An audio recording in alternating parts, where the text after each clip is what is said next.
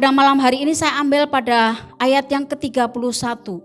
Yesus mengulurkan tangannya, memegang dia, memegang Petrus dan berkata, "Hai orang yang kurang percaya, mengapa engkau bimbang?"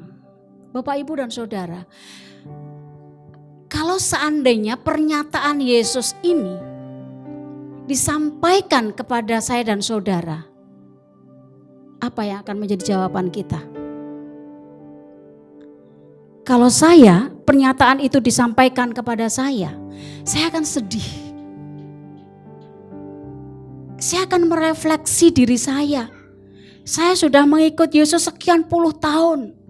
Tetapi ketika saya menghadapi itu, sampai-sampai Yesus mengatakan, "Hai orang yang kurang percaya." Saudara, pernyataan Yesus ini dalam. Ya, pernyataan Yesus ini dalam. Saya akan menangis dan menangis. Saya akan meratapi. Saya akan terus mendengar terngiang-ngiang di telinga saya akan pernyataan Yesus yang mengatakan, "Hai orang yang kurang percaya, mengapa engkau bimbang?" Bapak, Ibu dan Saudara yang dikasihi Tuhan, ternyata seringnya kita berdoa tidak selalu menghasilkan pertumbuhan iman. Jadi seringnya kita berdoa tidak selalu menghasilkan pertumbuhan iman. Mengapa, saudara? Karena ada banyak orang yang melakukan doa hanya sebatas aktivitas. Ya, ini perlu diperhatikan. Ada banyak orang yang melakukan doa hanya sebatas aktivitas, hanya sebatas kegiatan doa. Saya ambil contoh seperti kita, tengah minggu ada kebaktian doa, hanya untuk mengisi. Ya, hanya untuk mengisi. Oleh sebab itu mari kita akan maksimalkan kegiatan doa ini akan menjadi kehidupan doa buat saya dan saudara. Nah, oleh sebab itu doa itu bukan kegiatan seharusnya. Doa adalah kehidupan. Ya, doa itu adalah kehidupan. Sehingga yang terjadi ketika kita merasa bahwa doa itu adalah aktivitas, doa itu adalah kegiatan, yang itu kita akan terjebak ke dalam satu seremonial dan kita lakukan hanya sebatas rutinitas semata, saudara.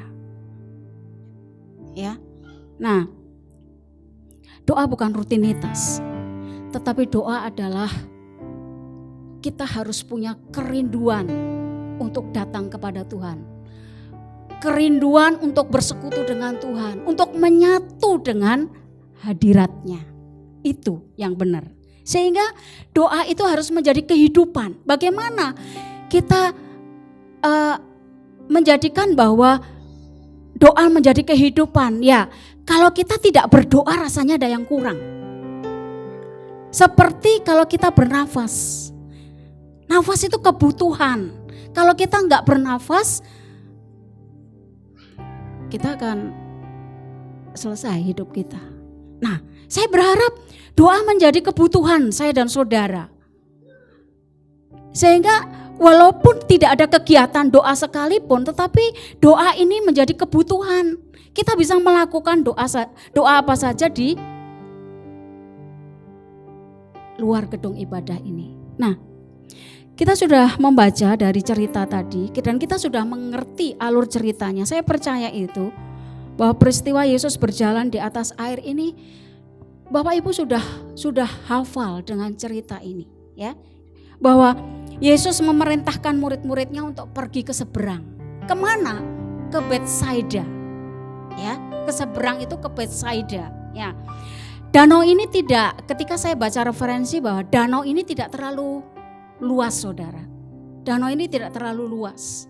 Dan ketika dari murid-muridnya itu berlabuh untuk mencapai ke seberang itu, ya, hanya ditempuh dengan waktu 1 sampai 2 jam. Coba bayangkan. Jadi danau itu hanya ditempuh waktu 1 sampai 2 jam. Nah, kalau 1-2 jam ketika saya membaca merenungkan firman ini, ketika ayat-ayat sebelumnya perikop di mana Yesus memberikan makan, nah, itu sudah mendekati hampir sore. Makanya murid-muridnya Tuhan Yesus berkata, suruh pulang orang-orang itu supaya mereka makan di rumah mereka masing-masing. Tetapi jawaban Yesus apa? Tidak, kamu yang harus memberi makan. Itu sudah menjelang sore. Nah saudara, ketika Yesus menyuruh murid-muridnya untuk ke Betsaida menyeberang ya, ke seberang itu kira-kira pukul 6. Ya. Kalau pukul 6, tadi saya mengatakan bahwa untuk menyeberang itu sekitar 1-2 jam, berarti jam 8 malam mereka sudah sampai ke seberang ke Betsaida itu. Tetapi apa yang terjadi saudara? Apa yang terjadi? Nah, perjalanan itu sangat melelahkan. Pada saat murid-muridnya ada di perahu, yang terjadi angin sakal datang. Angin sakal itu akhirnya menciptakan sebuah gelombang. Ya, gelombang itu sangat besar sehingga murid-muridnya yang ada di perahu itu dia kalang kabut, dia kepayahan untuk mendayung. Dan itu terjadi sampai Yesus selesai berdoa. Kira-kira tadi dikatakan kira-kira jam 3 malam, subuh. Bisa dibayangkan dari jam 6 sore sampai jam 3 pagi. 9 jam mereka terkatung-katung di danau itu. Nah, saudara, luar biasa. Nah, timbul satu pertanyaan menurut saudara. Kira-kira kalau akan datang angin sakal itu Yesus tahu enggak? Yesus tahu. Yesus tahu. Terus murid-muridnya juga tahu enggak kalau akan terjadi angin sakal? Tahu, pasti tahu. Karena apa? Murid-muridnya adalah orang-orang nelayan yang berpengalaman. Kalau kita saja yang orang awam tahu kalau mau turun hujan ya.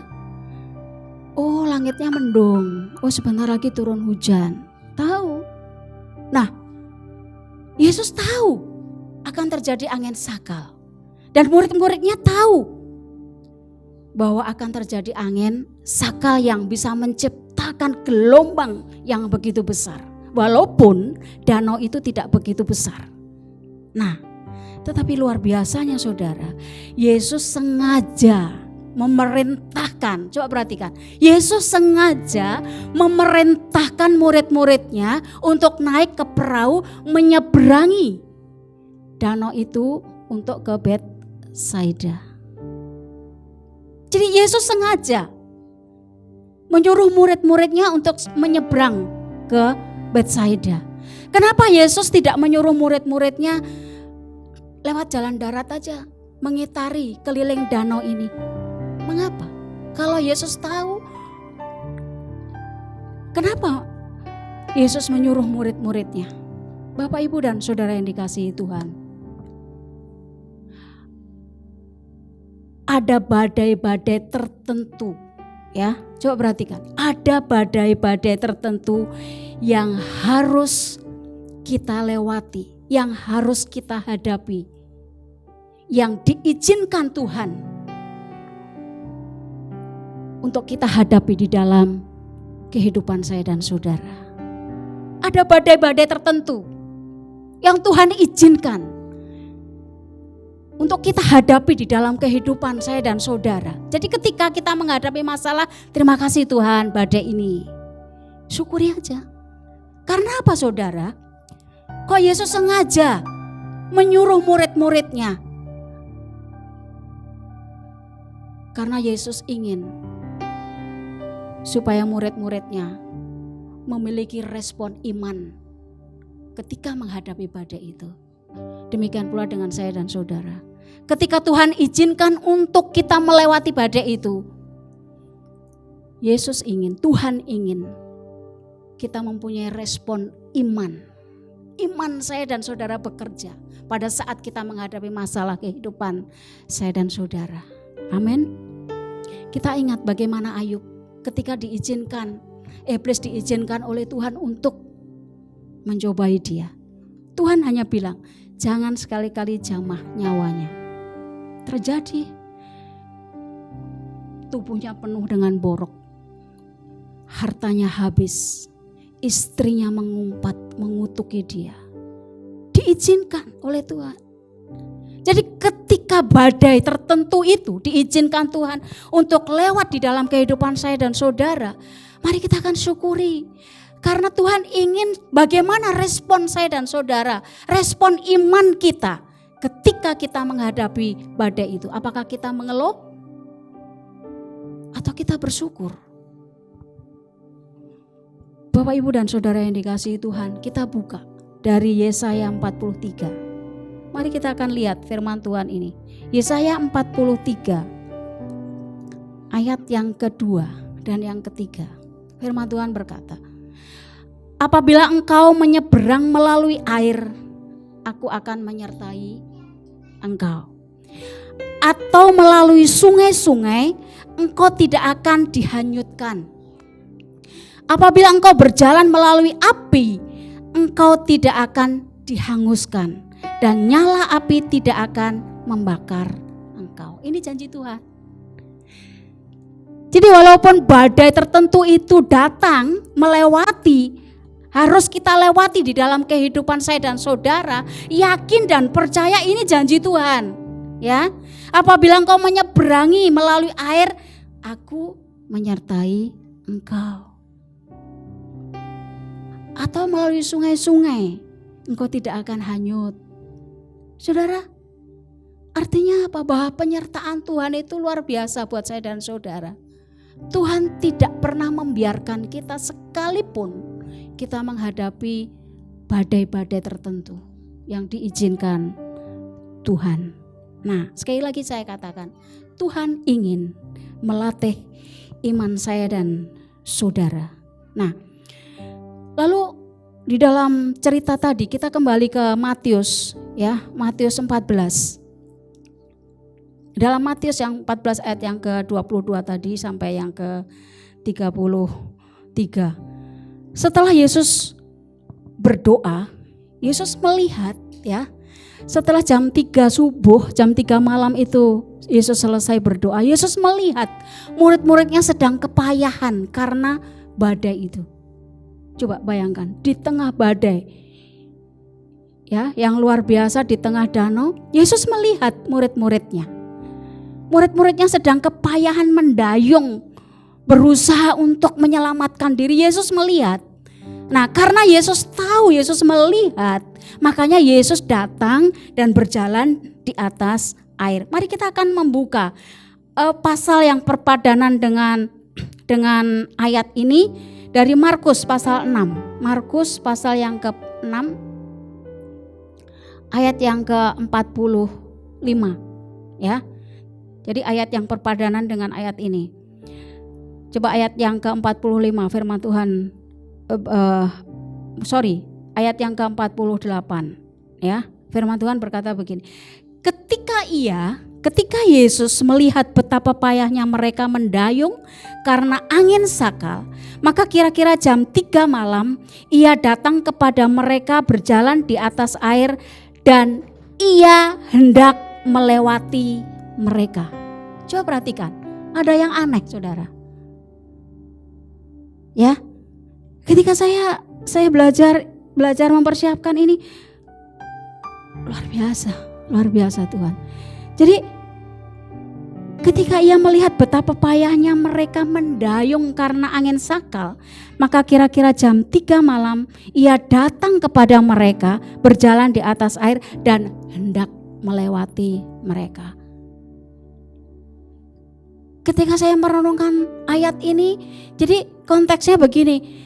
Ini Yesus datang, ini perahu murid-muridnya, angin sakal yang membuat gelombang itu tadi menggulung. Yesus melihat lalu melewati. Kasihan deh lu. Dia lewati. Yesus tidak segera menolong murid-muridnya. Ya. Yesus tidak segera menolong murid-muridnya. Sesungguhnya di sini adalah Yesus ingin melihat bagaimana respon iman murid-muridnya. Saudara, ya, respon iman murid-muridnya bagaimana? Mereka tidak berseru kepada Yesus, ya. Mereka tidak berseru kepada Yesus, tetapi justru mereka malah apa? Matius 14. Kita kembali kepada Matius 14. Ayat. Mereka tidak berseru kepada Tuhan, tetapi mereka malah berteriak-teriak, mengatakan itu hantu. Coba.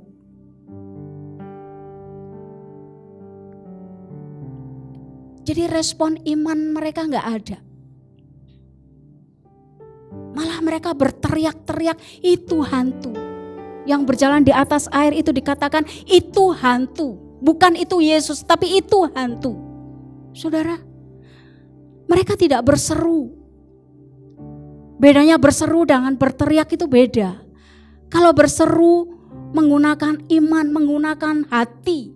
Tuhan tolong saya. Mungkin dia mengatakan dalam nama Yesus saya perintahkan badai ini berhenti. Seperti itu. Tapi mereka malah berteriak-teriak. Teriak-teriak itu seperti orang demonstrasi.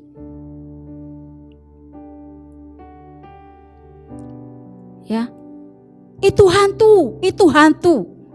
Mereka mengatakan Yesus seperti itu. Tetapi ayat yang ke-27. Tetapi segera Yesus berkata kepada mereka, tenanglah. Aku ini, jangan takut. Saudara, Yesus menyatakan tenanglah, aku ini jangan takut. Suatu pernyataan yang lembut yang memberikan perlindungan yang luar biasa. Yesus menyatakan jati dirinya bahwa aku ini jangan takut. Bagaimana seorang anak kecil seusia Sena ketika dia merasa ketakutan, akhirnya dia dipelukan mamahnya atau papahnya. Pasti mamahnya, papanya akan bicara, tenang dek, ini mama, ya. Saudara, Yesus dengan tegasnya mengatakan walaupun dengan suaranya yang lembut, tenanglah, aku ini jangan takut. Artinya apa? Bahwa aku sudah ada dan aku selamanya akan selalu ada buat kamu. Jadi pernyataan aku ini itu menunjukkan kepada murid-muridnya yang mengalami ketakutan, tenang, aku ini, aku yang sudah ada dan selalu ada untuk kamu. Kamu tidak akan binasa.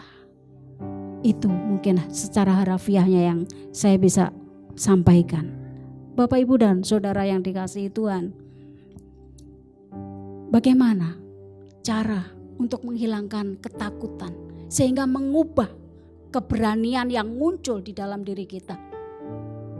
Ya, bagaimana cara menghilangkan ketakutan supaya yang ada itu bukan ketakutan?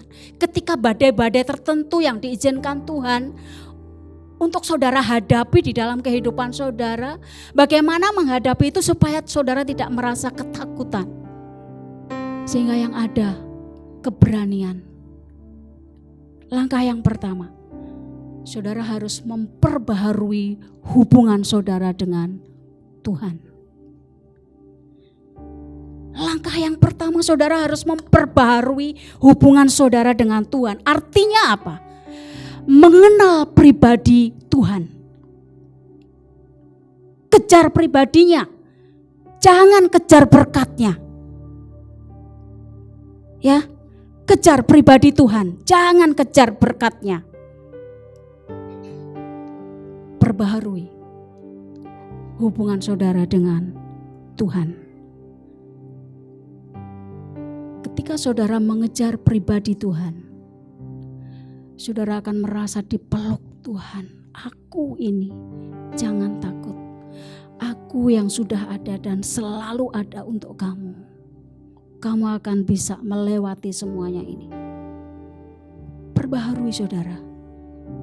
perbaharui hubungan saudara dengan Tuhan. Yang kedua, supaya saudara tidak mengalami ketakutan, sehingga yang tumbuh di dalam hati saudara ada keberanian. Yang kedua, bangunkan kehidupan doa saudara. Bangunkan kehidupan doa saudara. Ya. Minggu yang lalu saya katakan, cari wajah Tuhan, jangan tangan Tuhan. Kejar pribadi Tuhan, jangan kejar berkatnya. Berkat itu nanti akan mengikuti saya dan saudara. Nah,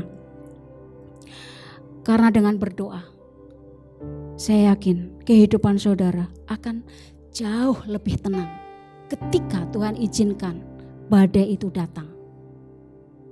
Ya, sekalipun belum ada jawaban, saya katakan, sekalipun belum ada jawaban, tetapi setidaknya ada kelegaan, ada ketenangan di dalam batin kita. Matius 6 ayat yang ke-25. Firman Tuhan berkata,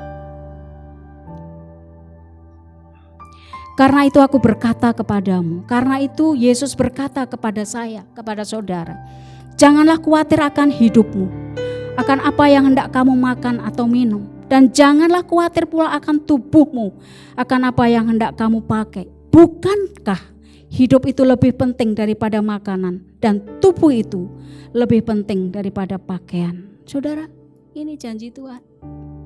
Janji Tuhan kepada saya dan saudara. Nah, makanya bangunkan kehidupan doa saudara. Orang yang jarang berdoa, saudara, saya mau katakan, orang yang jarang berdoa, level stresnya itu akan meningkat. Amin. Orang yang jarang berdoa, level stresnya itu akan meningkat. Asam lambungnya naik, darah tinggi muncul, gatal-gatal, alergi, antibodinya menurun. Ya, itu. Kalau orang jarang berdoa itu level stresnya akan mengalami kenaikan. Tetapi kalau orang setia berdoa, rajin berdoa, level stresnya akan turun. Karena apa? Kalau orang rajin berdoa, yang terjadi kita itu selalu dalam kondisi siap siaga, berjaga-jaga, ya. Supaya apa? Supaya tidak hanyut oleh hal-hal yang sifatnya duniawi. Ya. Jadi tolak ukurnya itu gampang. Tolak ukurnya gampang. Kalau saudara makin duniawi, maaf, berarti saudara jarang berdoa. Jadi tolak ukurnya gampang. Kalau semakin kita bicaranya tentang duniawi, berarti kita jarang berdoa. Saya mengalami, saudara. Mungkin saudara merasa bahwa saya itu orangnya, semuanya beres, terima kasih. Tapi saudara nggak tahu bagaimana pergumulan saya. Ya, saudara nggak tahu pergumulan saya. Tapi kenapa saya masih bisa fight? Ya karena saya punya hubungan. Saya cari wajah Tuhan. Ya, saya cari wajah Tuhan. Saya bangun hubungan dengan Tuhan. Itu yang membuat saya kuat. Kalau dipikir tidur hanya 2-3 jam, tapi saya tetap sehat. Tensi saya normal. Ya, gula darah gak ada. Tensi saya 120/80. Karena saya punya hubungan dan ini terjadi. Ya, ini terjadi, saudara. Nah, doa tidak menggantikan kepada saya dan saudara untuk usaha dan kerja keras. Jadi kalau sudah berdoa secara kuat, gak usah bekerja. Enggak, tetap bekerja keras. Karena dengan berdoa, dengan kerja keras yang saudara lakukan, terus saudara berdoa, saudara akan mendoakan pekerjaan-pekerjaan saudara kepada Tuhan, supaya hasil pekerjaan saudara itu akan melampaui pemikiran saudara. Ya. Jadi dengan doa kita akan melihat kuasa Allah bekerja di dalam kehidupan saya dan saudara. Yang ketiga, renungkan firman Tuhan. Cari perintah Yesus. Ya, cari remanya. Bukan hanya sebatas janji Tuhan. Oh, ini bagus janjinya. Ya, ini buat saya. Memang janji itu menghibur dan menguatkan saudara. Tetapi cari apa yang menjadi perintah Tuhan. Karena apa saudara? Saya mau kasih tahu bahwa di balik perintah itu ada mujizat. Di balik pemerintah itu ada pemulihan hidup. Amin. Amin. Di balik perintah Yesus itu ada mujizat saudara. Kalau Tuhan katakan berikan 1/10 untuk Tuhan, itu perintah. Tapi ketika kita memberi ada mujizat. Tuhan mencukupkan kesananya. Bagaimana ketika murid-murid Tuhan Yesus, ya, yang para nelayan Petrus, Yohanes dan Simon itu, ketika semalaman mereka bekerja, ya, bekerja mencari ikan, ditungguin sampai semalaman tidak mendapat ikan sama sekali. Tetapi pagi-pagi ketika mereka bertemu dengan Yesus, Yesus menyuruh apa? Tebarkan jalamu. Ya. Tebarkan jalamu ke bagian laut yang paling dalam itu. Apa yang terjadi ketika mereka nurut dengan apa yang Tuhan suruh itu? Ketika ditebarkan, yang terjadi bahwa jala mereka penuh dengan ikan sampai jala itu tergoyang. Sama saudara. Kalau itu Engkau Tuhan suruh aku berjalan di atas air. Kalau kita melihat firman Tuhan tadi, Petrus mengatakan begitu. Kalau itu Engkau Tuhan suruh aku berjalan di atas air. Petrus bisa berjalan di atas air. Artinya apa? Kalau itu Engkau Tuhan, berfirmanlah untuk aku lakukan Tuhan. Kasih perintah Tuhan supaya aku melakukan perintah-Mu itu. Saudara. Dan itu terjadi. Itu terjadi. Nah, Bapak Ibu dan Saudara yang dikasihi Tuhan, mari kita akan sungguh-sungguh. Ya, ada 3 poin tadi yang disampaikan Tuhan pada malam hari ini lewat renungan ini. Perbaharui hubungan saudara dengan Tuhan yang pertama. Untuk menumbuhkan menghilangkan rasa takut ketika badai-badai tertentu itu Tuhan izinkan untuk melewati hidup saudara. Perbaharui. Ya, perbaharui hubungan saudara dengan Tuhan. Ya, cari pribadinya, jangan berkatnya. Berkat itu nanti akan mengikuti. Matius 6:33 dikatakan, carilah dahulu kerajaan Allah dan kebenarannya, maka semuanya. Imani itu. Ya, yang kedua, bangunkan kehidupan doa saudara. Dan yang ketiga, cari rema di dalam firman Tuhan. Renungkan firman Tuhan. Ketika saudara mau belajar firman Tuhan, jangan pakai HP.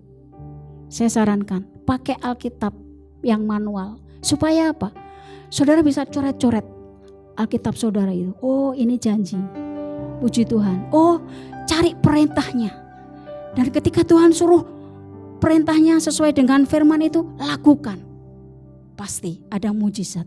Sebab di balik perintah Tuhan itu pasti ada mujizat Tuhan. Dan ketika ada mujizat, pemulihan kehidupan saudara akan terjadi.